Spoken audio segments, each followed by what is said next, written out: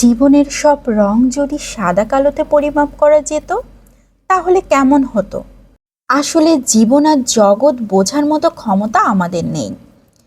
Hello guys, আসসালামু আলাইকুম। আবারও নতুন একটা ব্লগ নিয়ে হাজির হয়ে গিয়েছি। আজকের ব্লগটা শুরু করছি সকাল থেকে। ভোর 5টায় ঘুম থেকে উঠেছিলাম, নামাজ পড়ে বাইরে গিয়েছিলাম হাঁটতে। হেঁটে বাসায় ফিরেছি 6:30টায়। বাসায় এসে এত বেশি ক্লান্ত লাগছিল আজকে, আধা ঘন্টা রেস্ট নিয়েছি। এখন 7টা বাজে। তো বেলকনিতে এসে এত ভালো লাগছিল। সকালে যারা বেশিক্ষণ ঘুমিয়ে থাকে তারা কিন্তু সকালের এই সুন্দর অনুভূতিটা কখনোই উপলব্ধি করতে পারবে না। এত ভালো লাগে। যদিও সকালবেলা ঘুম থেকে উঠতে অনেক কষ্ট হয়, আমাকে তো কয়েকবার করে সকালের আব্বু ডাকে। এই যে ডেকে আমাকে গেল, আমি কথা বললাম, তার একটু পরেই দেখা যাচ্ছে আবার ঘুমিয়ে পড়েছি। কিছুক্ষণ পরে আবার এসে ডাক দিচ্ছে, আবার উঠছি। এইভাবেই আমার সকালের ঘুমটা ভাঙে। তবে ঘুম ভাঙার পরে এত বেশি ভালো লাগে। আর যখন হাঁটতে বের হই বাইরে, তখনকার ওয়েদার, উফ, সত্যিই বলে বোঝানো যাবে না।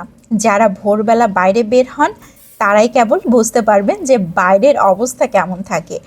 বাইরে রাস্তাঘাটে গাড়ি ঘোড়া কিছুই নাই, দু একজন লোক দেখা যায় শুধুমাত্র। আর সুন্দর একটা ওয়েদার, এত ভালো লাগা কাজ করে। তখন মনে হয় যে সকালবেলা উঠে এত ভালো একটা কাজ করেছি।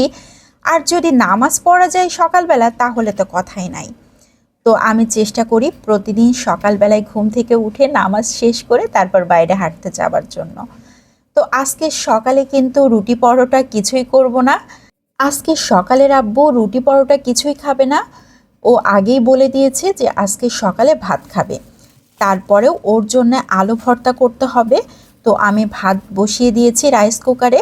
ভাতের সাথে আলুও দিয়ে দিয়েছি যাতে আলুগুলো ভাতের সাথে সিদ্ধ হয়ে যায়। এদিকে সবজি বের করে নিচ্ছি, একটা মিক্সড সবজি রান্না করব এই জন্য। তো বাসায় যে যে সবজি আছে সেগুলোকেই নিয়ে নিয়েছি। সবজিগুলোকে কেটেও নিয়েছি, ধুয়ে তারপর একটা প্যানের উপর নিয়ে নিচ্ছি। লবণ দিয়ে দিচ্ছি, হলুদ গুঁড়ো দিয়ে দিচ্ছি। সকালবেলা খুব বেশি গুঁড়ো পাক সবজি খেতে কিন্তু ভালো লাগে না। আর এই ধরনের সিম্পল একটা সবজি হলে কিন্তু রুটি পরোটা ভাত যে কোনো কিছুর সাথে অনেক মজা করে খাওয়া যায়। বেশ কিছুটা কাঁচামরিচ দিয়ে সামান্য একটু পানি দিয়ে ঢাকনা দিয়ে ঢেকে রান্না করলাম। আর এদিকে দুধ জাল করে নিচ্ছি। কালকে অবশ্য এই দুধটা একবার জাল করেছিলাম, একদম ঘন হয়ে গিয়েছে, সেই দুধটাকে আবারও জাল করে নিচ্ছি। এদিকে হচ্ছে সকাল বুড়ি এখনও ঘুমাচ্ছে, ঘুম থেকে ওঠেই নাই। তো আমি সকাল বুড়িকে ডাকার জন্য এসে দেখি সকাল বুড়ি উঠে মনে হয় ওয়াশরুমে চলে গিয়েছে। আর এদিকে মশারি টশারি সব কিছুই এলোমেলো রয়েছে। তো এগুলোকে আমি একটু গুছিয়ে রেখে যাব। মেয়েদের জীবনটা দেখেন, একদিকে রান্না করছি, এদিকে আবার ঘরে এসেছি ঘর গোছানোর জন্য। কত কিছু সামলাতে হয় আমাদের। তারপরও শুনতে হয় বাসায় বসে বসে আমরা কি করি। আসলে সারাদিন রান্না বান্না এত কাজকর্ম, তারপরও কারো চোখে বাঁধে না, মনে হয় সারাদিন বসেই থাকি। সকালের আব্বু যখন সকালবেলা ভাত খেতে চাই, তার ভাতের সাথে আলু ভর্তার ডাল থাকতেই হবে।